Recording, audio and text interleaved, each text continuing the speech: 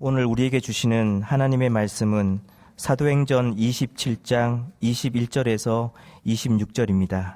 여러 사람이 오래 먹지 못하였음에 바울이 가운데 서서 말하되 여러분이여 내 말을 듣고 그레데에서 떠나지 아니하여 이 타격과 손상을 면하였더라면 좋을 뻔하였느니라.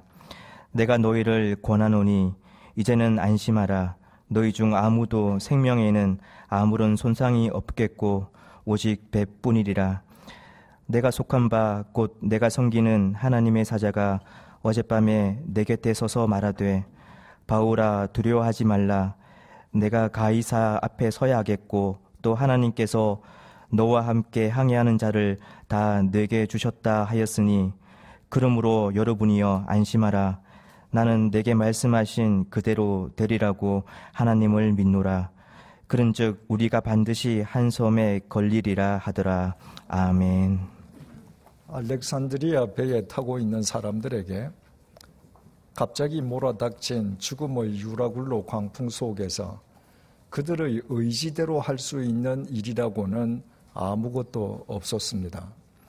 그들은 자신들이 타고 있는 배의 통제력을 상실해 버렸습니다.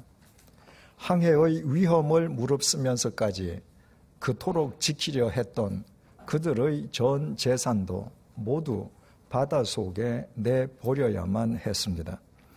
여러 날 동안 해도 별도 보이지 않는 칠흑 같은 어둠 속에서 아무것도 먹지도 마시지도 못했습니다.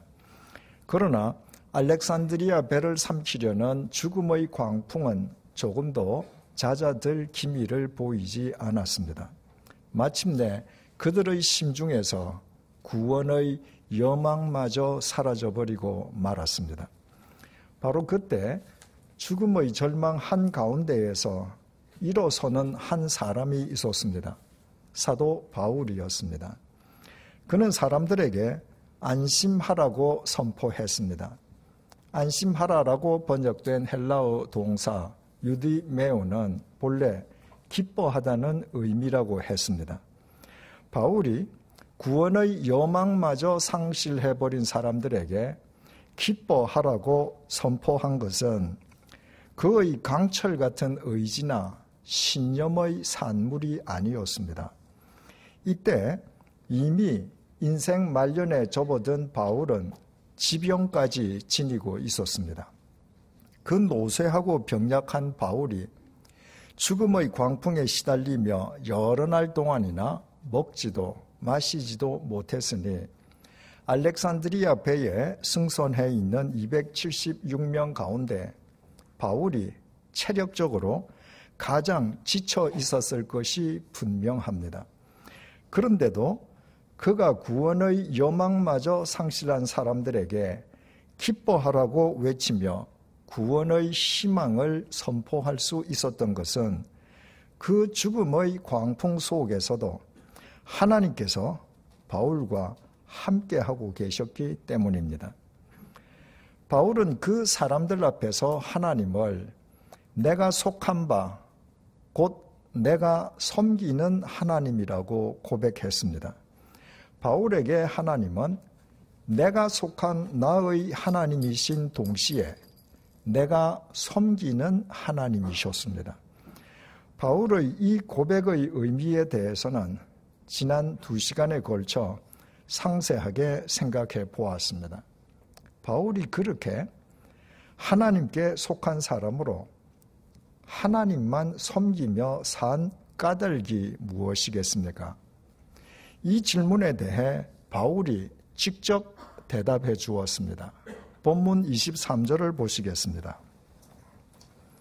내가 속한 바, 곧 내가 섬기는 하나님의 사자가 어젯밤에 내 곁에 서서 말하되, 바울에게 하나님은 당신의 사자를 통해 내 곁에 서서 말씀하시는 하나님이셨습니다.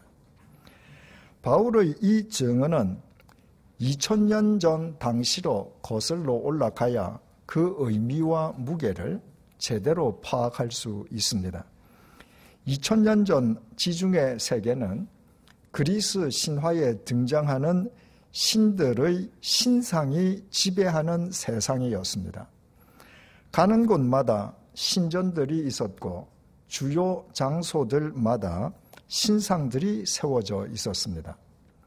지금도 유럽 박물관에서 확인할 수 있는 당시의 신상들이 얼마나 정교하게 만들어져 있는지 모두 살아있는 것처럼 보이는 걸작들입니다.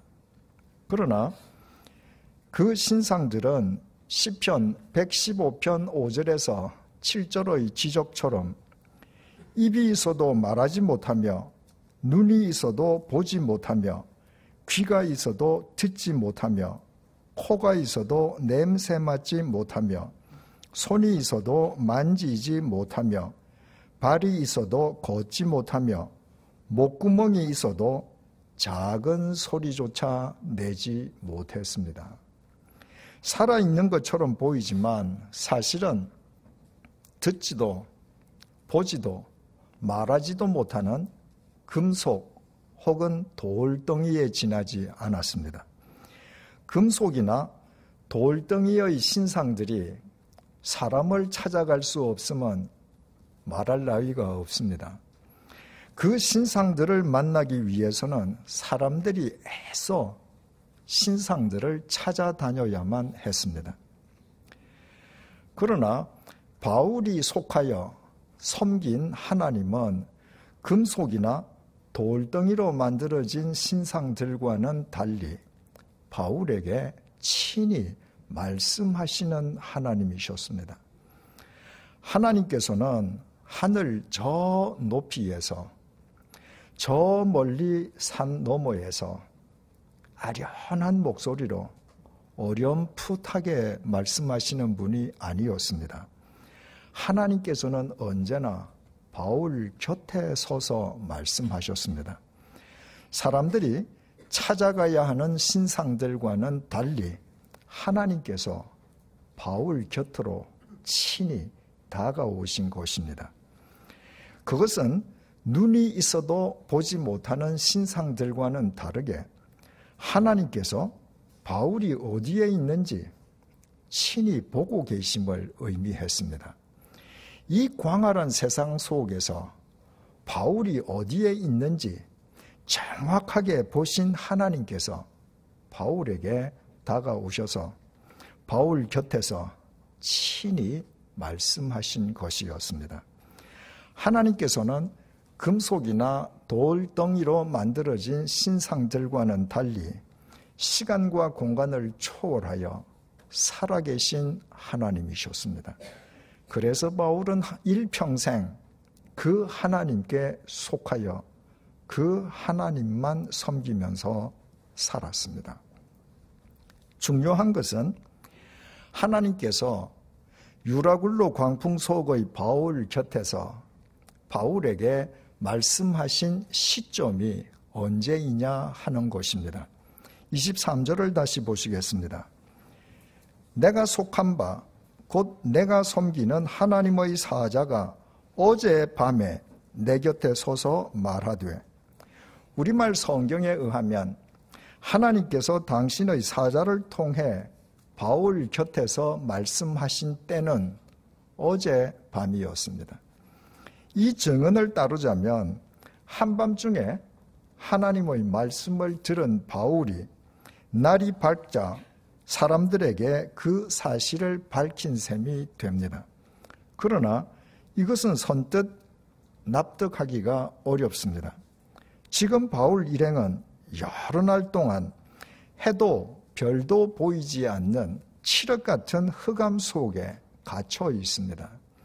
낮인지 밤인지 분간할 수 없는 날들이 계속된 것입니다. 당시에는 지금과 같은 손목시계가 없었습니다.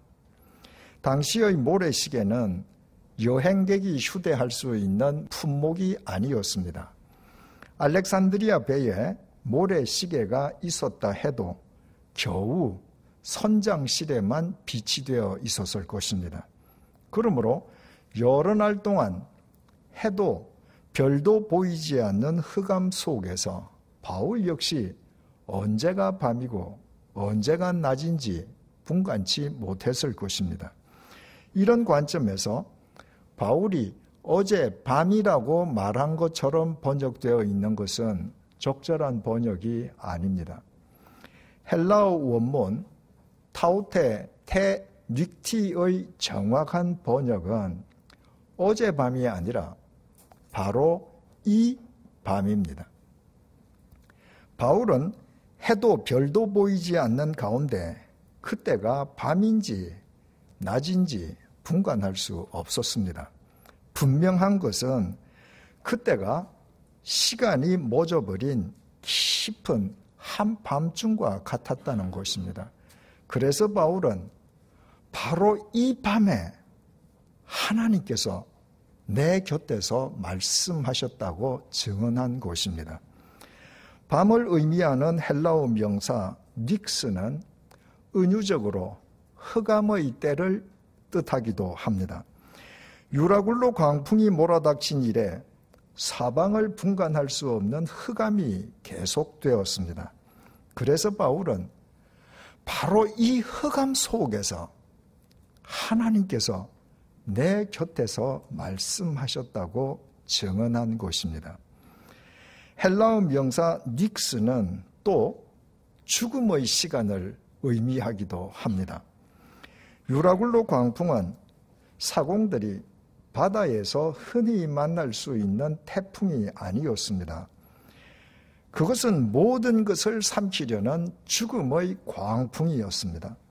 그 죽음의 광풍 속에서 알렉산드리아 배에 승선해 있던 사람들은 모두 구원의 여망마저 상실한 채 죽음에 직면해 있었습니다. 그래서 바울은 바로 이 죽음의 순간에 하나님께서 내 곁에서 말씀하셨다고 증언한 것입니다. 바울의 하나님은 햇볕 따스한 봄날 한낮에만 말씀하시는 분이 아니었습니다. 하나님께서는 온 세상이 깊이 잠든 한밤중에도 바울에게 말씀하셨습니다. 하나님께서는 한 치 앞도 내다볼 수 없는 칠흑 같은 흑암 속에서도 바울에게 말씀하셨습니다. 하나님께서는 바울이 직면한 죽음의 순간에도 바울에게 말씀하셨습니다. 바로 그 밤에, 바로 그 흑암 속에서, 바로 그 죽음의 순간에 하나님께서 바울 곁에서 바울에게 말씀해 주신 내용은 24절이 증언합니다. 바울아, 두려워하지 말라. 내가 가이사 앞에 서야 하겠고 또 하나님께서 너와 함께 항해하는 자를 다 네게 주셨다 하였으니 황제의 법정에 당신의 증인으로 서야 할 바울을 하나님께서 지켜주시겠다는 언약이었습니다. 바울뿐 아니라 바울과 함께 알렉산드리아 배에 승선해 있는 사람들도 모두 바울을 통해 구원해 주시겠다는 언약의 말씀이었습니다. 하나님의 그 말씀에 대한 바울의 반응은 25절이 전해줍니다. 그러므로 여러분이여 안심하라. 나는 내게 말씀하신 그대로 되리라고 하나님을 믿노라. 바울에게 하나님의 말씀은 단순한 대화거리거나 감상의 대상이 아니었습니다. 바울에게 하나님의 말씀은 믿음의 대상이었습니다. 바울은 하나님의 말씀을 온전히 믿었습니다. 그리고 하나님의 그 말씀을 힘입어 유라굴로 광풍의 한밤중에서 벗어날 수 있었습니다. 그 말씀을 힘입어 한 치 앞도 내다볼 수 없는 칠흑 같은 흑암을 헤쳐나올 수 있었습니다. 그 말씀을 힘입어 지중해 한가운데에서 죽음의 순간을 극복할 수 있었습니다. 개인도 단체도 때로는 그 어떤 운신도 불가능한 깊은 한밤중과 맞닥뜨릴 수 있습니다. 때로는 한 치 앞도 내다보이지 않는 흑암의 터널 속에 갇혀버릴 수도 있습니다. 때로는 구원의 여망마저 보이지 않는 죽음의 순간과 직면할 수도 있습니다. 그러나 잊지 마십시다.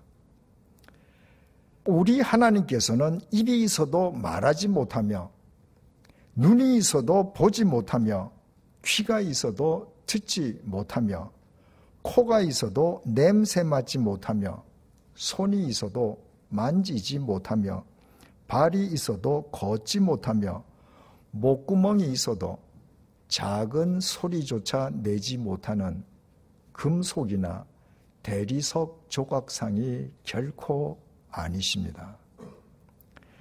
살아계신 하나님께서는 언제나 우리를 보고 계시며 언제나 우리에게 먼저 다가오시며 언제나 우리 곁에서 우리에게 친히 말씀해 주십니다.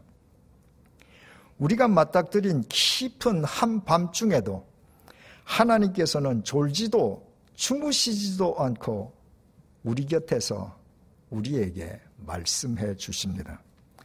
한 치 앞도 내다보이지 않는 흑암의 터널 속에서도 하나님께서는 우리 곁에서 우리에게 말씀해 주십니다. 구원의 여망마저 사라져버린 죽음의 순간에도 하나님께서는 우리 곁에서 우리에게 말씀해 주십니다. 누구든지 하나님의 그 말씀을 듣고 그 말씀을 믿고 그 말씀을 좇으면 그 말씀을 힘입어 그 깊은 한밤중에서 벗어날 수 있습니다. 그 말씀을 힘입어 그 흑암의 터널을 헤쳐나올 수 있습니다. 그 말씀을 힘입어 그 죽음의 순간도 극복할 수 있습니다. 이것이 오늘 창립 12주년을 맞이한 우리에게 주님께서 오늘의 본문을 통해 주시는 언약입니다. 우리 교회 창립 12주년을 맞이한 올해는 종교개혁 500주년이기도 합니다. 타락한 중세 로마 가톨릭 교회는 진리의 시계가 멎어버린 깊은 한밤중이었습니다. 교회가 어느 방향으로 나아가야 할지 분간조차 불가능한 흑암의 터널 속에 갇혀 있었습니다. 교회가 죽음의 순간에 직면한 것입니다. 중세 로마 가톨릭 교회가 생명력을 상실한 채 그렇듯 형회화된 데에는 여러 가지 이유가 있겠지만 우리 교회 양화진 문화원 원장을 역임한 박흥식 집사님 같은 서양 사학자들은 14세기에 유럽 대륙을 휩쓴 흑사병을 주요 이유 가운데 하나로 지적하고 있습니다. 14세기에 유럽 인구 가운데 무려 3분의 1이 흑사병으로 목숨을 잃었습니다. 2사람 건너 1사람씩 흑사병으로 죽어 나간 것입니다. 그 무서운 전염병으로 인한 사망자의 시신 수습은 전적으로 사제들의 몫이었습니다. 자연히 흑사병에 노출된 사제들의 감염 사망률이 일반인들보다 월등하게 높았습니다. 그 결과 사제직은 사람들이 지원하기 꺼려하는 위험 직종이 되었습니다. 로마 가톨릭 교회는 거대한 체제를 유지하기 위해서 흑사병으로 죽어나간 수많은 사제들의 빈 자리를 무자격자들로 메웠습니다.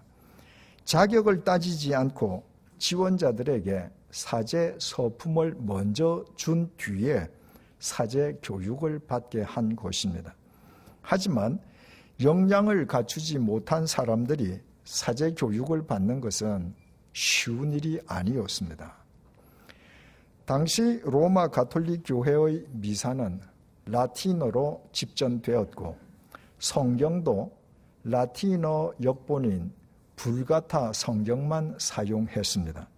그러다 보니 라틴어를 알지 못해서 라틴어 성경을 읽지도 못하는 무자격 사제들에 의해서 미사가 드려지는 웃지 못할 총극이 빚어졌습니다. 하나님의 말씀인 성경도 읽지 못하는 사람들이 사제들인 로마 가톨릭 교회, 하나님의 말씀과는 무관한 미사가 드려지는 로마 가톨릭 교회가 타락하지 않았다면 오히려 그것이 이상한 일이었을 것입니다. 진리의 시계가 멎어버린 그 깊은 한밤중에 어느 방향으로 나아가야 할지 분간조차 불가능한 그 흑암의 터널 속에서 교회가 직면한 그 죽음의 순간에 1517년 10월 31일 마르틴 루터가 그 유명한 95개조 반박문을 발표했습니다. 그 반박문의 1조부터 3조의 내용이 이렇습니다. 1. 우리의 주님이자 선생이신 예수 그리스도께서 회개하라고 말씀하셨습니다. 이것은 그리스도인들의 삶 전체가 회개하는 삶이 되어야 함을 의미하신 것입니다. 2. 예수께서 말씀하신 회개는 참회의 예전, 즉 사제에 의해 집행되는 고해와 사죄의식으로 이해될 수 없습니다. 3.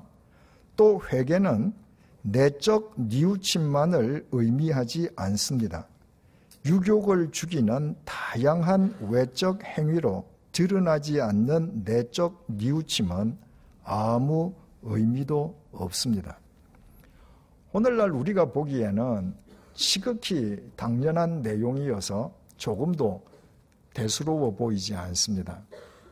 그러나 500년 전에는 가히 혁명적인 내용이었습니다. 마르틴 루터가 언급한 회개는 마태복음 4장 17절에 기록되어 있는 예수님의 말씀 회개하라 천국이 가까웠느니라 에서 인용한 것입니다.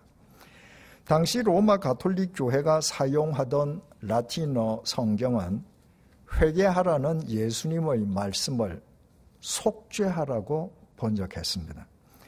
회개하라는 예수님의 말씀이 죄값을 치루어라는 의미로 바뀌어 버린 것입니다. 세월이 흐르면서 로마 가톨릭 교회는 그 라틴어 성경 구절을 근거로 인간이 죄값을 치를 수 있는 보속 교리를 만들었습니다. 인간이 스스로 죄값을 치르고 죄 사함을 받을 수 있는 다양한 방안을 만들어낸 것입니다. 그 중에서 가장 대표적인 것이 면죄부였습니다. 돈을 내고 면죄부를 사기만 하면 어떤 죄든 사함받는다는 것이었습니다. 그 보속 교리를 통해 세상의 권력뿐 아니라 금력과도 야합한 로마 가톨릭 교회가 부패한 것은 역사적인 필연이었습니다. 그러나 대부분의 무자격 사제들은 무엇이 잘못되었는지조차 인식하지 못했습니다. 바로 그때 마르틴 루터가 예수님께서 말씀하신 회개라는 단어로 종교개혁의 기치를 올린 것입니다. 예수님께서 마태복음 4장 17절에서 언급하신 회개하라가 헬라어 원전에 메타노에오라고 기록되어 있습니다. 그것은 죄악의 길에서 십자가의 예수님을 향해 돌아서는 행동을 의미합니다. 죄인인 인간은 어떤 방법으로든 자신의 죄값을 스스로 치를 수 없습니다. 인간의 죄값을 대신 치를 수 있고 또 치르신 분은 인간을 위해 십자가의 제물로 돌아가신 하나님의 독생자 예수님 한 분뿐이십니다. 그러므로 그 예수님을 향하여 확실하게 돌아서는 삶의 수반이 회개요. 믿음은 그 회개로부터 시작합니다. 바꾸어 말해 예수님을 향해 돌아서는 삶의 수반 없이는 인간의 그 어떤 보속 행위도 회개일 수 없습니다. 이것이 마르틴 루터가 95개조 반박문 서두에서부터 이렇게 선언한 이유입니다. 우리의 주님이자 선생이신 예수 그리스도께서 회개하라고 말씀하셨습니다. 이것은 그리스도인들의 삶 전체가 회개하는 삶이 되어야 함을 의미하신 것입니다. 예수님께서 말씀하신 회개는 참회의 예전, 즉 사죄에 의해 집행되는 고해와 사죄 의식으로 이해될 수 없습니다. 또 회개는 내적 뉘우침만을 의미하지 않습니다.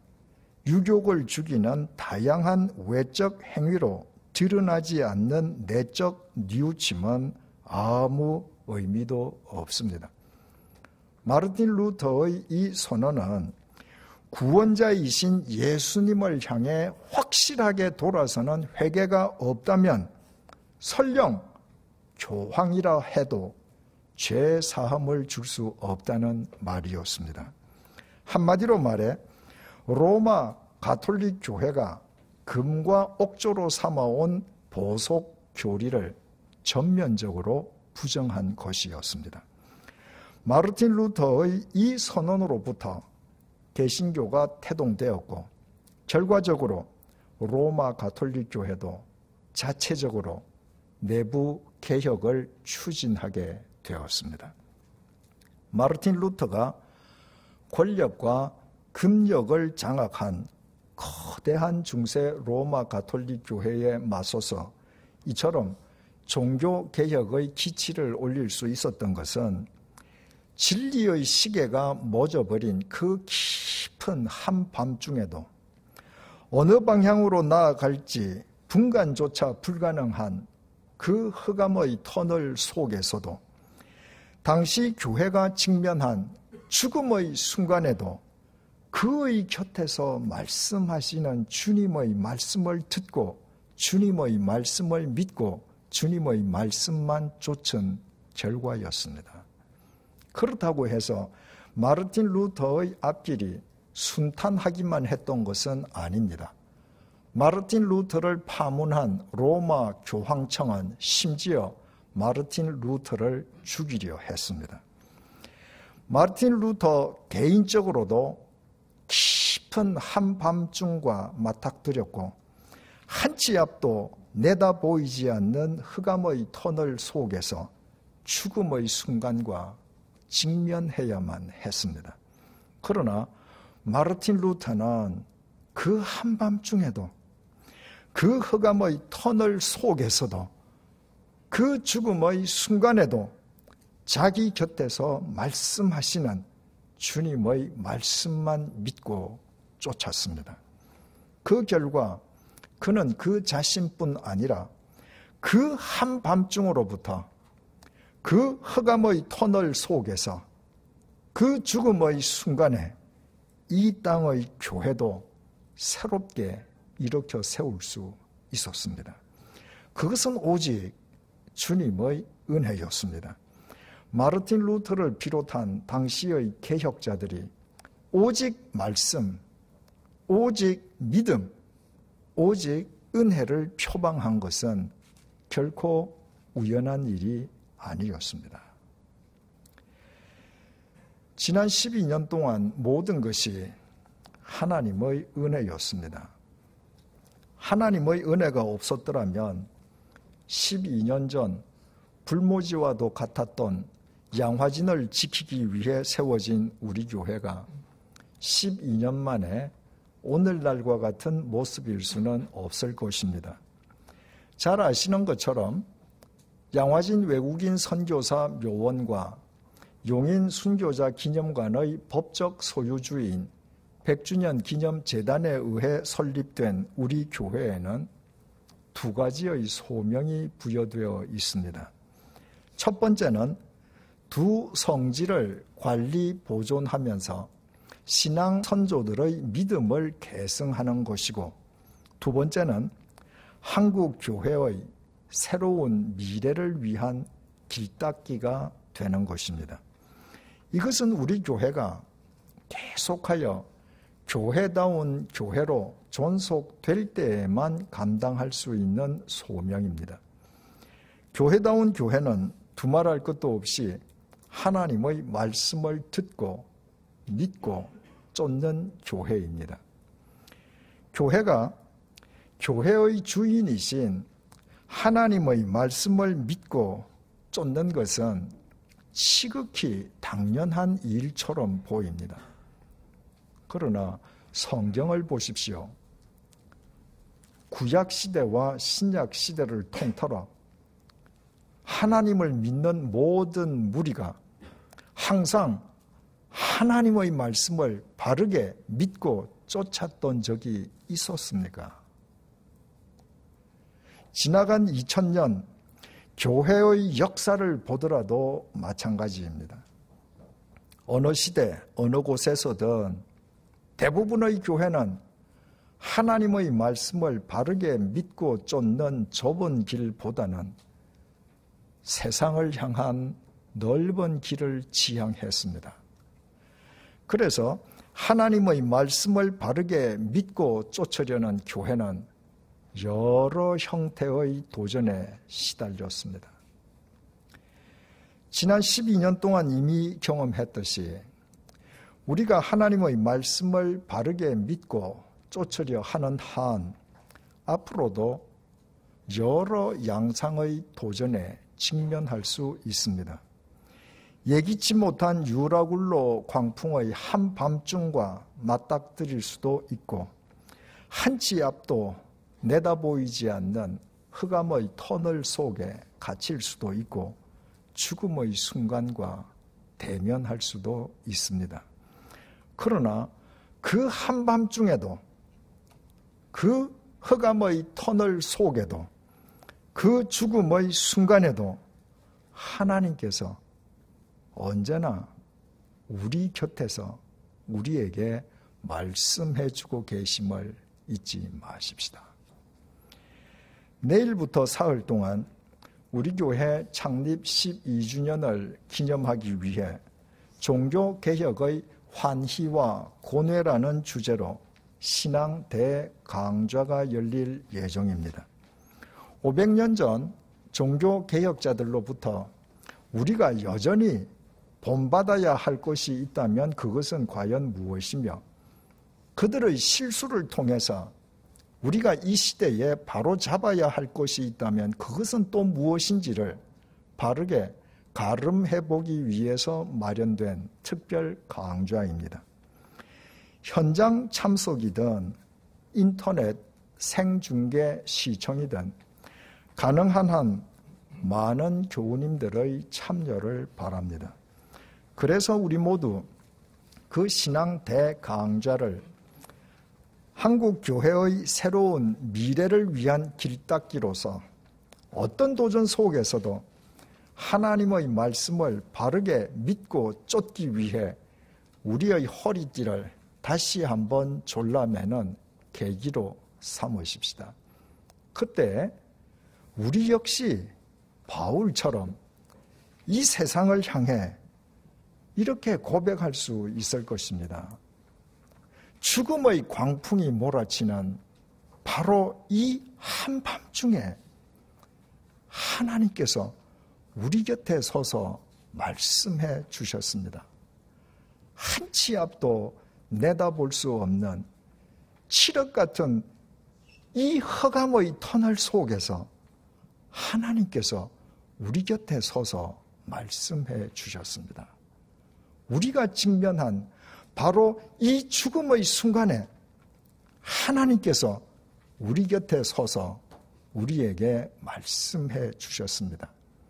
하나님께서 우리를 불러 이 시대를 위한 100주년 기념교회로 세워주셨고, 또 우리를 길닦기로 삼아 한국 교회의 미래를 새롭게 한다 하셨으니, 그러므로 세상의 조롱거리로 전락한 한국 교회로 인해 탄식하는 사람들이여 안심하십시오.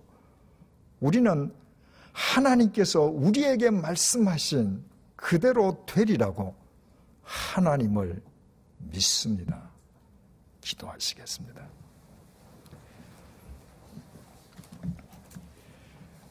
바울에게 하나님은 그동안 바울이 숱하게 보아왔던 눈이 있어도 보지 못하고 귀가 있어도 듣지 못하고 입이 있어도 말하지 못하는 금속이나 돌덩이 조각상이 아니었습니다. 바울에게 하나님은 시간과 공간을 초월하여 언제 어디에서나 바울 곁에서 말씀으로 함께 해주시는 살아계신 하나님이셨습니다. 그래서 바울은 죽음의 광풍이 몰아친 바로 그 한밤중에도, 바로 그 흑암의 터널 속에서도, 바로 그 죽음의 순간에도 하나님의 말씀을 듣고 믿었습니다. 그 결과 바울은 자신뿐 아니라 알렉산드리아 배에 승선한 사람 전원을 바로 그 한밤중으로부터, 바로 그 흑암의 터널 속에서, 바로 그 죽음의 순간에 살리는 구원의 통로가 되었습니다. 로마 가톨릭 교회의 시계가 멎어버린 바로 그 한밤중에, 바로 그 흑암의 터널 속에서 교회가 직면한 바로 그 죽음의 순간에 마르틴 루터도 자기 곁에서 말씀하시는 주님의 말씀을 듣고 믿고 쫓았습니다.